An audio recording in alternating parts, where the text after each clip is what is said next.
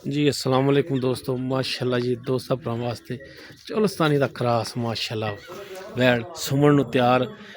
बाकी किरमा वारा सोना है, किन्ने दिन की डिमांड है, ये सारी गल्लां मालकां नाल होणगियां जनाब वीरां दोस्तां दे सामने।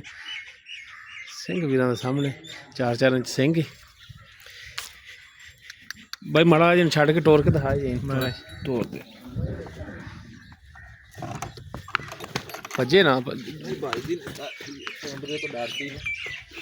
लो जी टुन फिन रही नजर वीरा दोस्तों के सामने बस लै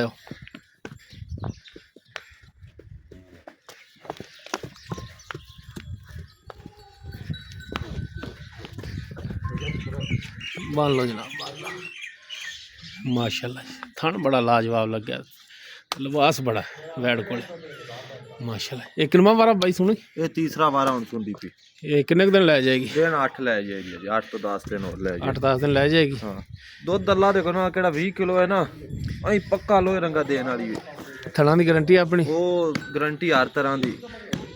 की डिमांड इंदी कर देंगे? इंदे पक्के प्यार मुहब्बत वाला पक्का ही पैसे 3,90,000। 3,90,000 अल्लाह देखो ना ना इनू गर्मी सर्दी दी परवाह होनी है ते दुध तू आर्डर क्वालिटी आपे ही वेखी खड़ा बैठ दा। 3,90,000 च कोई प्यार मुहब्बत होवेगा? उन्नी भी हो जाए। लो जी वारा किनवा वारा तीसरा है। तीसरा वारा सुमन दे विच कोई हफ्ता लैंदी है। थना दी मालकां दी गारंटी होवेगी। 3,90,000 इसकी डिमांड करते हैं, कमी पेशी हो जाएगी। नंबर स्क्रीन पर चल रहा है, भी नंबर पर रब्ता कर सकते हैं। मिलने एक नवी और बेहतरीन वीडियो नाल। अल्लाह हाफिज़।